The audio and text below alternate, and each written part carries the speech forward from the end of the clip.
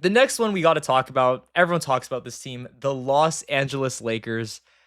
Rob Pelinka's at it again, man. Like, I'm not even trying to hate, like, I mean, I kind of am, but I'm not even trying to hate, but like, this dude, I'm gonna make a video on this in coming up, but like, this man has not done anything to earn his job, and the fact that he's still there is unbelievable.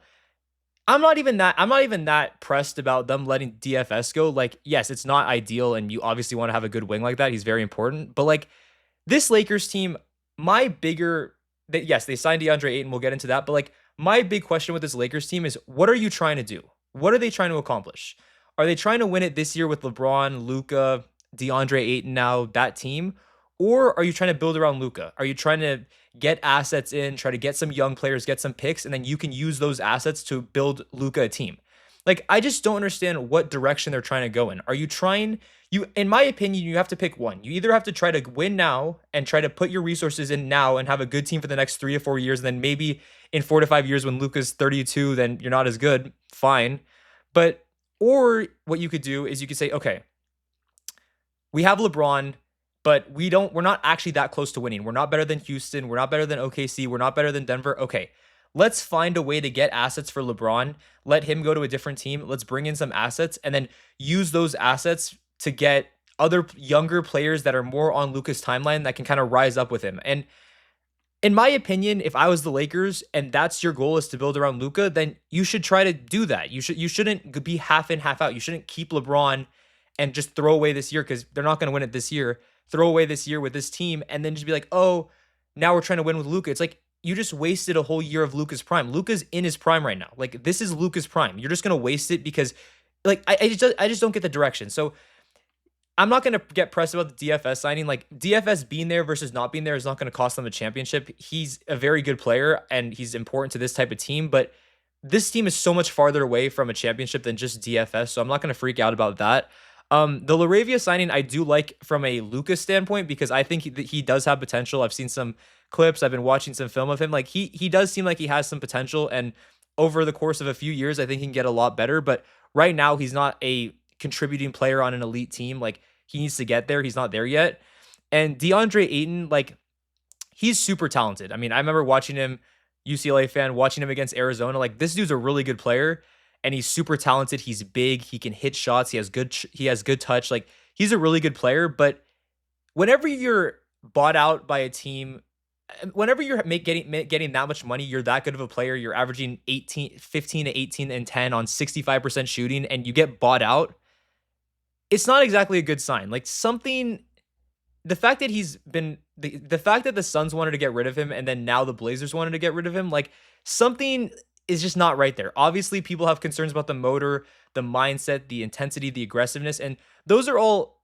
I know everyone thinks that they're just like overrated concerns because if you have talent, you have talent, and that's true. If you have talent, that's very important. But when you're trying to build a championship roster, you look at the teams that have won championships, the Thunder, the Celtics, the Warriors, all these teams, like you have to have a certain culture and mindset and intensity and passion to win. Like you have to have this drive and motivation and just intensity to whatever happens, you got to be just in it, engaged, intense. And like if you're being questioned for your mindset and like your intensity, it's a bad look. First of all, it's a bad look. And second of all, like for a team that's trying to compete, it's not exactly the best thing, especially when you consider the fact that the Lakers right now, their defense includes Austin Reeves and Luka, and Austin Reeves tries. Luka has some size, so it's not completely like just like cones, but like it's almost cones. Like this defense with DeAndre Ayton, Luka Doncic, and Austin Reeves, it's I mean, I don't know which defense is going to be worse, this year's Lakers team or last year's Nuggets team, but it's going to be bad. That the offense is going to be very good. I mean, if you have LeBron, Luka, Austin Reeves, Rui, you got Dalton Connect off the bench, you got DeAndre Ayton, like you're going to have a good offense. You're going to score 115, 120 points a game, but like I'm just concerned about that defense and especially the motor when you have a guy like Luka who people question his motor on defense, and then you also have another guy like that. Like it just, I mean, you had to do this signing because it was only $8 million. The Lakers haven't had a center in the last few years. I mean, you want to go through the list of Lakers centers since 20. Let's just go through the list of Lakers centers since 2023.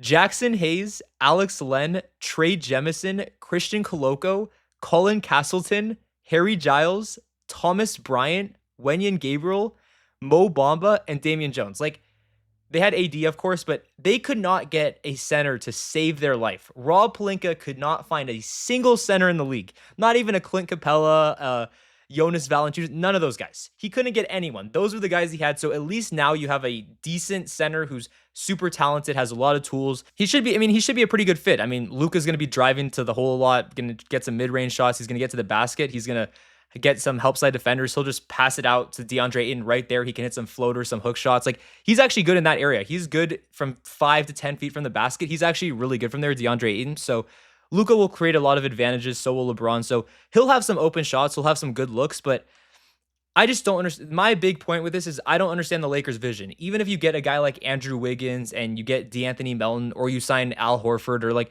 you have a team that's probably the 6 seed, 5 seed, 6 seed, maybe a play-in team. I don't know. They're not a top tier team in the West. They're clearly not better than Houston, clearly not better than OKC, clearly not better than Denver. So I don't really see the vision with the Los Angeles Lakers right now, but you had to do the Ayton signing, so you got to give them that. But I think the Lakers really need to question like where they're going. That's my point with them. You got to think about what you're trying to accomplish. Are you trying to win in 3 years, 2 years, this year? Like, I think they just need to figure that out. Once they come to that decision, I think it'll be a lot better for them. But we'll see if they're able to pull off some other trades. People have been talking about Walker Kessler, who has a high asking price. Maybe Andrew Wiggins, another wing. But that's a big issue for them. They lost DFS. They got Ayton, but they do not have enough wings. They're just, if you watch the Minnesota series, you can point to the numbers, all that stuff. They got physically dominated. Physically dominated. And that's surprising for a team that has big bodies like Rui, Luka, LeBron. They're pretty big. They're a pretty big team.